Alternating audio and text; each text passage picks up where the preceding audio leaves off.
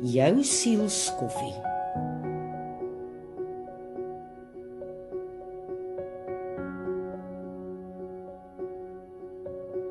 Onthou julle die kinderstorie van die 3 varkies wat vir hulle elkeen 'n huisie moes bou? Die een het vir hom 'n huis gebou van strooi. Die middelboetievark het sy huis van houtstokkies gebou en die oudste een sy huis van stene. Die jongste 2 varkies se huise is omgeblaas deur die wolf omdat die huise van 'n swak materiaal gebou was en daarom het slegs die steenhuis van die oudste varkie bly staan en kon die wolf nie daardie huis omblaas nie.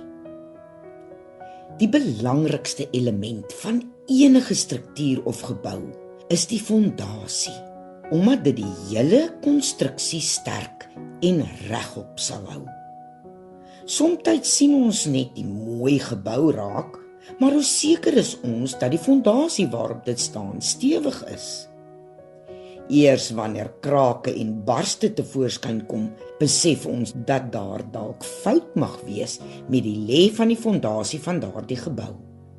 'n Stewige fondasie word ook nie direk op die grond gebou nie. Nee, die grond moet eers uitgegrawe word, stewig gekompakteer word en eers dan word die stene vanuit die gat gebou.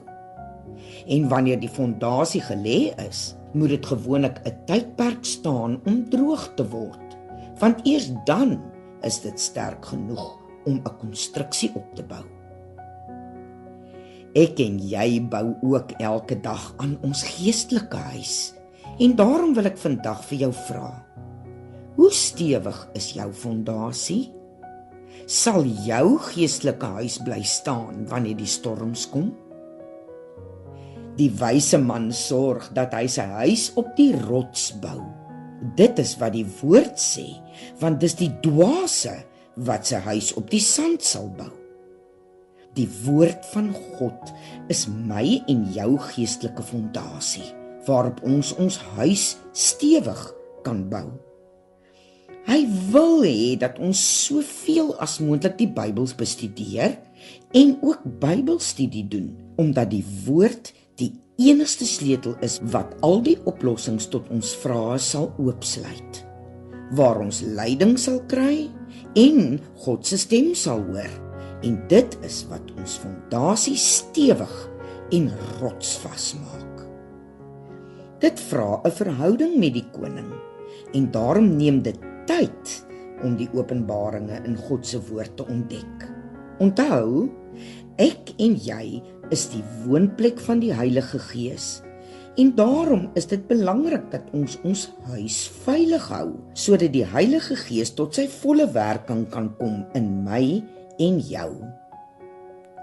Wanneer ons lewens gejaagd en vol uitdagings is, wys die krake en barste in ons fondasie so maklik, en is die potensiaal altyd daar dat ons huis mag omwaai en selfs vernietig word deur die storms. Ek en jy het al die mag en krag van God ontvang om elke sterke wind af te weer. Maar dan is dit belangrik om te weet hoe om dit te doen, en daardie wysheid vind ons in die woord.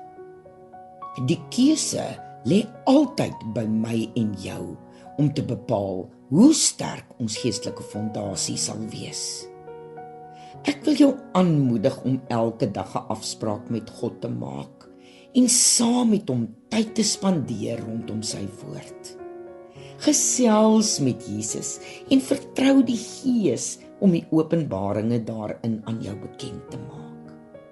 Wees wys en kies vandag om jou geestelike fondasie sterk te hou, sodat jou huis veilig sal staan teen die storms van die lewe. Groete tot volgende week.